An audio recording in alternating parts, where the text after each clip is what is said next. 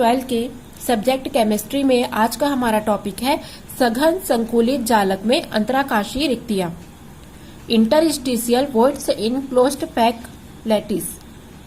आज हम सघन संकुलित जो जालक होते हैं उनमें किस प्रकार की अंतराकाशीय रिक्तियां पाई जाती है और यह अंतराकाशीय रिक्तियां कितने प्रकार की होती हैं इसके बारे में हम आज पढ़ने वाले हैं। तो सबसे पहले अंतराकाशीय रिक्तियां किसे कहेंगे? कोई भी क्रिस्टल की संरचना है, उस क्रिस्टल की संरचना में वह क्रिस्टल जब अवयवी कणों से मिलकर बना होता है तो उसके मध्य का जो रिक्त स्थान होता है उसे ही हम अंतराकाशीय रिक्तियां कहते हैं। क्रिस्टल धन आयन एवं ऋण आयनों से निर्मित होता है। तो जब किसी क्रिस्टल में उपस्थित धन आयन और ऋण आयन के मध्य का जो रिक्त स्थान होता है उसे ही हम अंतराकाशीय रिक्तियां कहते हैं। और यह रिक्तियां 3 प्रकार की होती हैं। पहला त्रिकोणीय रिक्तियां, द्वितीय चतुष्फलकीय रिक्तियां और तृतीय अष्टफलकीय रिक्तियां। तो सबसे पहले हम त्रिकोणीय रिक्तियों के बारे में पढ़ेंगे। त्रिकोणीय रिक्तियां किसे कहेंगे? एक ही तल में उपस्थित 3 परमाणुओं के मध्य बनी रिक्तियों को हम त्रिकोणीय रिक्ति कहेंगे। चित्र को मैं आप लोग को और स्पष्ट कर देती हूँ। ये दिख रहा है आप लोग को 3 गोले के मध्य जो व्हाइट कलर का, या इसमें भी देख सकते हैं, इसे ही हम कहेंगे त्रिकोणीय रिक्तियां। ये एक ही तल में उपस्थित है, तो एक ही तल में 3 गोलों या 3 अवयवी परमाणुओं के मध्य जो रिक्तियां होती है उसे ही हम त्रिकोणीय रिक्ति कहते हैं। अब हम दूसरा पढ़ेंगे चतुष्फलकीय रिक्तियां। तो चतुष्फलकीय रिक्तियां किसे कहेंगे? चतुष्फलकीय रिक्तियां 4 समान गोलों से निर्मित होती है।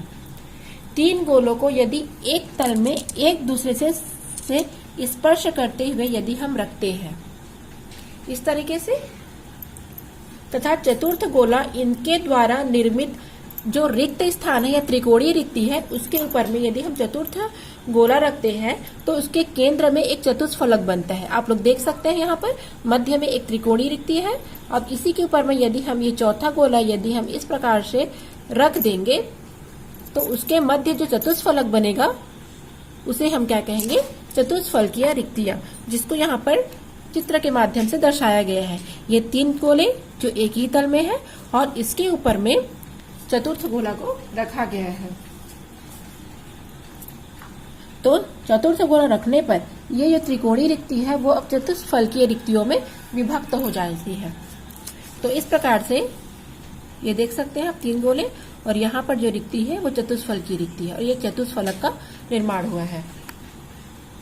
परिभाषा हो जाएगी, आपस में स्पर्श करने वाले 4 गोलों के मध्य रिक्त स्थान चतुष्फलकीय रिक्ति कहलाता है। अब चतुष्फलकीय रिक्तियों के हम अभिलक्षण या लक्षण देखेंगे।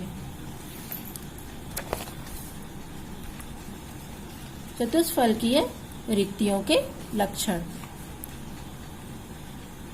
यह जो चतुष्फलकीय रिक्ति होती है उसका आकार उसके रचक गोले के आकार की तुलना में काफी कम होता है।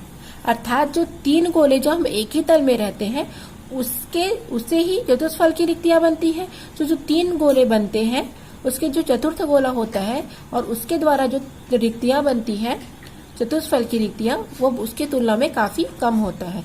जो रचक गोला होता है उसकी तुलना में चतुर्थ गोला काफी कम होता है। दूसरा है चतुष्फलकीय रिक्तियों की समन्वय संख्या 4 होती है। हमने पिछले वीडियो में समझ लिया है इसे।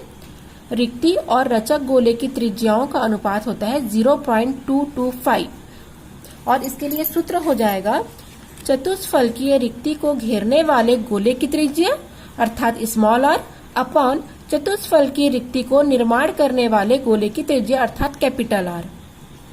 अर्थात चतुष्फलकीय रिक्ति को जो घेर रहे हैं उसकी त्रिज्या और चतुष्फलकीय रिक्तियों का निर्माण करने वाले गोले की त्रिज्या।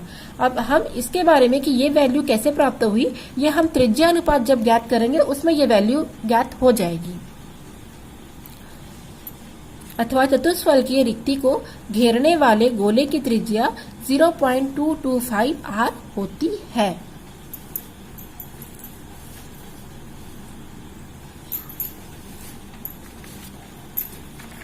इसके पश्चात हम अष्टफलकीय रिक्ति के बारे में पढ़ेंगे।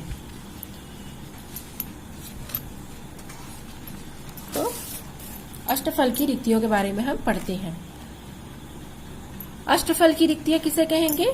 जब दो परतों के मध्य का जो रिक्त स्थान होता है, ये पहली परत देख रहे हैं आप ब्लू वाली, जो 3 गोले बने हैं, और उसके ऊपर में जो रेड बनी है वो दूसरी परत होगी। तो दो परतों के मध्य जो रिक्त स्थान होता है और जो अष्टफल की ज्यामिति बनती है, इसे ही हम अष्टफल की कहते हैं।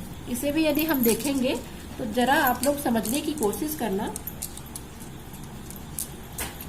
इस प्रकार से यदि एक परत हो गई, गोलों की ये एक परत हो गई। अब इसी के ऊपर में यदि हम ये दूसरी परत को रखेंगे, इसी के ऊपर यदि हम दूसरी परत को जब रख देंगे तो उससे अष्टफलक का निर्माण होगा। इसे ही हम क्या कहेंगे? अष्टफल की रिक्तियां कहेंगे।